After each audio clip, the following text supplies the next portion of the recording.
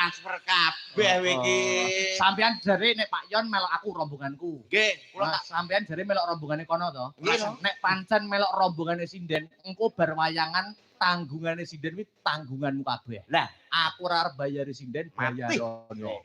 Nek aku ngono mbek Mas Akbar. Iki pergundul iki 2,5 juta kabeh iki. Niki. Lah nggonku andene kok 250-an. Hehehe. Jenagara ki Ya ampun. Wis aja mbok terusne. Kuwi madul. 2,5 juta. Angger nembang kene metu buleke lho. Sayuk bul. Wis sinden sepuh. Sepira nggonanmu lah kene iki sinden gelungane tok rego 6 juta lho. Gelungan tok. Gelungan ku lorong dinggo dicangking ngono wis ketok kuantes. Iki sindene mulane yo larang-larang, urung klambine. Nggih Mas Akbar nggih. Mula aku duwe cita-cita duwe bojo sinden nak ora salah to. Lah, bener. Kowe arep ndek rabi apa? Ngesakno anakmu lho, Bar.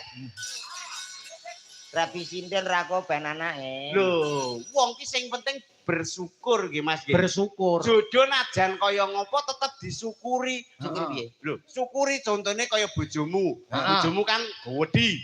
Apa ngomong lemu. Lah iya, sing penting ki wong bersyukur. Wong lho awake gede ya bersyukur. Alhamdulillah bojoku gede. Lah ora dikeki mangan saulan jek awet lemu. Lho kuwi jenenge bersyukur. Kuwi kata-kata mudah diucapkan ning angel dinggo, Mas. Bersyukur kuwi angel. Maksudnya? Ketoke gede ora tak pakani pirang dina panggah cek lemu ya ta? Iya ta. Ning kowe ra ngrasakno. Lho, nek bengi wayah waduh ditimpah bojoku rasane aku ngelindur nyipi kena asma lho. Sik. Bojomu ki lemu. Lemu, Pak. Upama ukuran sinden semene kae sak pira bojomu? Walah rangkep 5 niki, Pas. 3 niki. Yo takoni, Pak. Sing klambi kuning kuwi ping 3 malahan. 3 kali nih. 100 loro nih gak salah. Bojomu ki pira bobote? 100 loro. Kang muni syukuri no. Wong apa celeng to sak kintal kaya tunggu diesel. Rasane kaya nang tengah sawah. Batin kuwi pertama yang ngopo dadak bojoku ngorok to. Wong ki sing penting bersyukur. Lah nek lemu. Lah iya disyukur. Lah nek kuru. Kuru ya malah alhamdulillah. Bojone Pak Yon kuru apa lemu? Kuru bojo kula. Alhamdulillah. Upama ukuran sinden iki sak pira Pak Yon? Kados niki Mbak niki. Oh, sing pojok niki. Nggih. Sak menten iki. Sak menten iki alhamdulillah bojoku kuru. Ora nek upama digoncekno pas buah, sekok ora gampang moncrot. Lho. Ngono. Bojo kuru ki alhamdulillah. Sakmene iki. Cilik upama aku bojone ya sakmene iki. Heeh. Dijak becek, dijak buah. Angger mulih lali ranggo bojo. Tapi antar murung sewu. Tapi yo kecilikan lho. Rene lho. Sak pira. Wong ndek bojo kuru disyukuri. Suwi justru wong sing jauh dari sedekah ta omong. Ya Nek kuru kan jarang ganti ban. Gak tahu bocor to. Lah terus nasibe tukang tambal bal kuwi piye? Tambal ban. Tambal ban. Ya ya. Apa? Tamban bal. Tambal ban.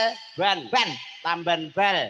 Tambal ban. Lah, ngono lho, bener ngono iso. Ngono kok laren meleset.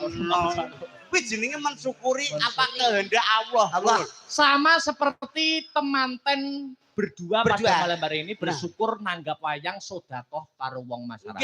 Nggih, niki bersyukur kados Mas Panda kali Mbak Vina. Nah, kuwi bersyukur Mbak Vina dasare ayu kuwi malah alhamdulillah bojone ayu. Wedakan saiki-itik ngono ya. Ora kakean wedakan wis ketok ayu. Anake lurah lho. Anake sing anak mantune lurah ki Mbak Vina ki.